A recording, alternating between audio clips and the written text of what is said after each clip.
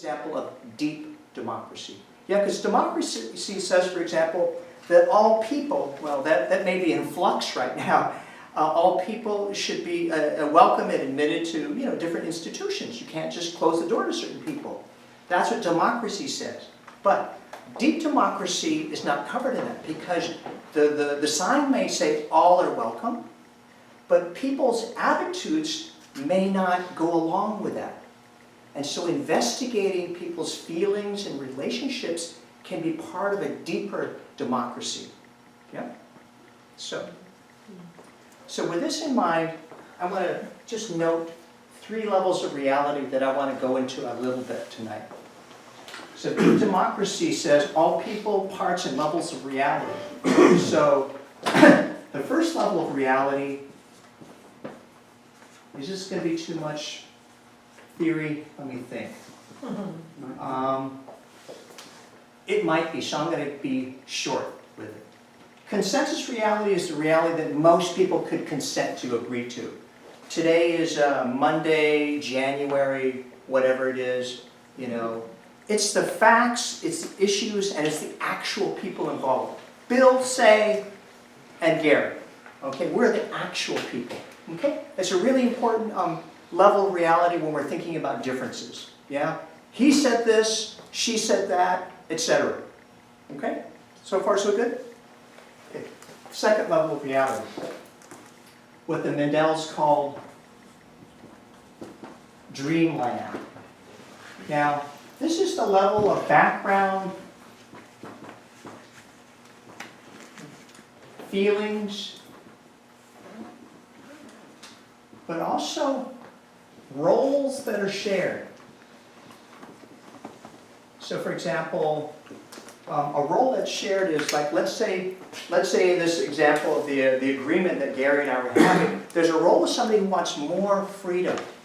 Well, it might turn out that I'm not the only one who wants more freedom in the agreement. It might turn out that that role is shared. Let's say Gary says, well, now that you say it, Bo, I also want more freedom in our agreement. Yeah? So that's a role. It's a shared role. And here's the thing about it that's really cool, is this. At the consensus reality level, usually what happens with this, when you're thinking about the other, is there's a society that is marginalizing an other. And that's a really important level of reality. Because at that level, there's oftentimes measurable negative impact for those others. Yeah? Marginalization, oppression, etc. Okay? Really important. But here's the thing. At the dreaming level, the role of the other can be shared. And here's why this could be potentially important. So let's say if I consider myself as someone who's more the mainstream, I'm not the other. I'm somebody who tends to be more included, more privileged, okay? But if I also share the role of the other, it may help me to say, I usually don't think of myself as being the other, but now that you talk about the situation with a certain group, I realize in that group, I am the other. They don't want to listen to me there. They think I'm crazy, etc. And then I start to have a little bit of an experience where I too am the other. And then this group of people that I have maybe judged and say, oh no, they're the other, maybe I get a little bit of a doorway into thinking, oh, I know a little bit of what they're experiencing. Yeah? So that's one application of the other. Here's the other one. In consensus reality, let's say you take a certain environment where people are split, they're conflicted, they're stuck, yeah? And it's like, Argh. Well, at this level, if roles are shared, then sometimes what can happen is that people can start switching their roles. Not only am I the oppressed, sometimes with no power, but I can also be the one who has some power. Maybe I too can be a little oppressive. I just don't think of myself that way. So people can start to switch around into different experiences. And if you've ever been in a polarized conflict, where you have held one position and the other person has held another position. Sometimes switching roles can de-escalate the conflict in a minute is really an interesting thing. So, and it takes a little bit of practice. Yeah? If you're critical with me, I might be defensive. But let's say I switch roles and I get into the critic and I say, yeah, Bill's saying he's sometimes kind of stupid, and you're right. You're right for criticizing me. I think I was doing X, Y, and Z wrong. And then all of a sudden you don't have to fight with me anymore because I too can be the one who criticizes Bill. And sometimes for a good reason. Okay? It's a little example. Okay? Last level. It's a level that we call in process work essence. And it's kind of what it sounds like. Is, for example, when a group of people is having an experience, maybe there's some conflicts, maybe there's some differences, and then things shift. And all of a sudden the group seems to be experiencing like a common ground, a common direction. We've come to a place, maybe a temporary resolution, clarity, whatever it is, essence. And then how many of you sometimes facilitate things? Yeah? Yeah, a lot of you. Yeah. So let's say you're facilitating something in your family, in your team, in your community.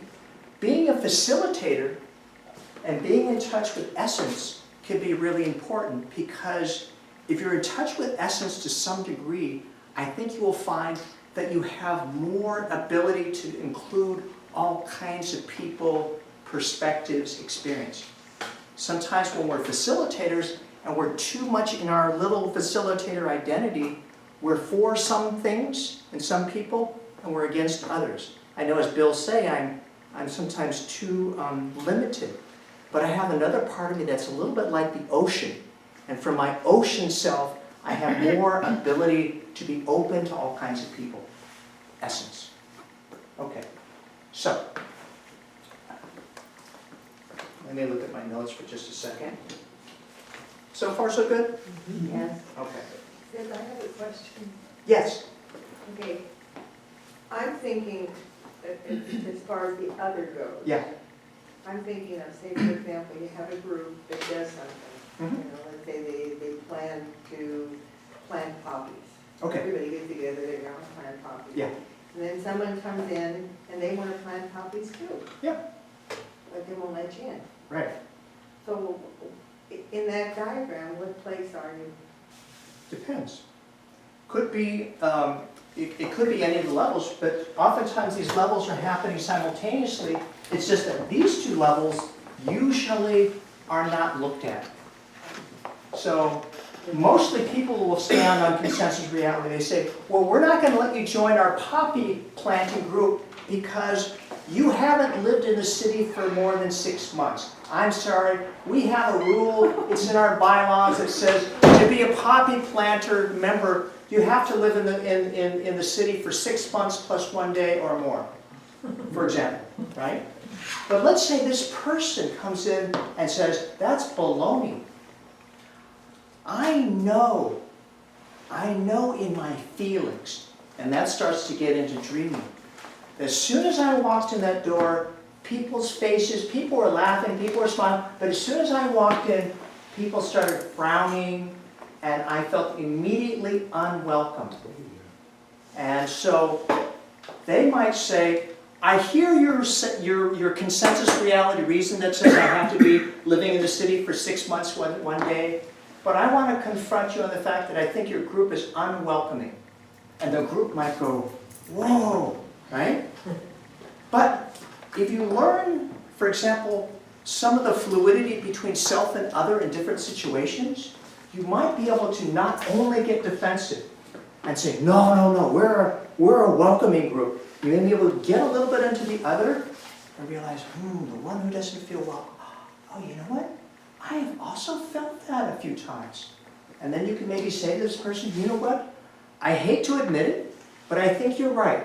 I think as a group, we're actually unwelcoming. So as soon as you walked in, I'm not surprised that you felt unwelcome, and I'm not, frankly, surprised that we said no to you. I want us as a group to work on our unwelcoming behavior, and I want you to come join our group. That would be a little example. Yeah? Yeah. And you know what? People can do that kind of thing. We can face our own sexism. We can face our own homophobia. We can face our own racism. We can face our own classism, etc. And we can look at these things. We really can. Yeah, we can. It's possible. Yeah? But here's the thing. We often don't. Because it's messy, it's difficult, it's uncomfortable. But it happens every day for those reasons and more, that people get shut out, they get treated poorly, they don't feel welcome, they have health problems because of it, etc. Yes? But isn't the fact that they're part of the group that's keeping people out, doesn't that give them a certain privileges? And that's Of why, course. that's why Of they course. keep people out. So they would need some motivation to That's say, right. you know, we need to share this privilege, and That's right. then they think, you if got you're it going right. to take something I had, and then, That's right. you know. Yeah, and the motivation may come for different reasons. It may come from because it's just the right thing to do. Okay, that's good. Or maybe there's a terrible conflict, and people start to say, we have to deal with this conflict. Yeah, for example, there can be different reasons. Or maybe, let's say the person who gets pushed out says, I'm going to get more of the community behind me, and I want to confront this group that is so close-minded. Sometimes it happens through confrontation. But then here's the thing. Who can facilitate that? And I want to suggest you can. And you can do a great job of it, probably, as you are. But if this is a new practice for you of getting into the other, I want to suggest it will help your facilitation a little bit if you work on practicing getting into the position of the other. You walk by someone on the street and for whatever reason you judge that person. For whatever reason. Become that other person in your imagination. Oh, I noticed I had this judgment about them. Become that other person and imagine their response. Then imagine a different variation of that person. And what is their response? And then yet again, another variation of that person. And then you may feel, oh, that person's really a human being. I was just in my inner racist, sexist, homophobic, classist, etc. self, etc., etc. self. Okay? You can work on these things. You get more fluidity. Let's say you're in a meeting. How many times are you in a meeting and someone says something, or the way they say something just drives you crazy? Yeah? You get reactive to it, yeah? Learn to get into that other perspective. Have your reaction. Ah, I hate that perspective. I hate that style of communication. Drives me crazy. Yes, have that reaction, but then get a little bit. Imagine that you get into, it's like that folk saying, walk a mile in someone's shoes before you judge them. And that's the practice. It's so simple when you hear it like that. But the practice of it, especially when things are hot and conflicted, that's a different story. It takes practice. Get into those other shoes, that other perspective. Yeah, I hated this style, but when I get into the shoes of that other perspective, I can kind of see why. I understand why they're communicating that way, or I'm guessing I understand. Maybe I'm wrong, maybe I'm right. But I start to see, maybe there's a reason for that urgency, for that pushiness, for that strict, tight point of view, etc., etc., etc. You're a little bit more open to that way. Yes? How does our consciousness of that we develop those kind of ideas and kind of put people in other groups, how does that help the others? I do community outreach with diverse cultural groups, Yeah. but a lot of those groups, because they've been marginalized for so long, they've taken on the identity of the other. Yeah. And that's really hard, even though I'm very aware and conscious of why they feel that way. It's so difficult to get them away from that. It's you against me, it's us and them. So Yeah. how does our consciousness of this help the others? Let me make sure I'm understanding. You're saying that For a group that has had so much experience of being the other, they really identify with being other, Yes. and they feel less than. They may doubt themselves, they may self-criticize themselves, they may feel less than, yes? Yeah, and in some of the outreach that I've done, it's very challenging for them to accept that our organization is really genuinely Sure. doing outreach and that we want to bring them in. There's the trust issue. Mhm. Yeah. So one of the things is, you're saying right there, it's a relationship building process. It's a relationship and trust building process.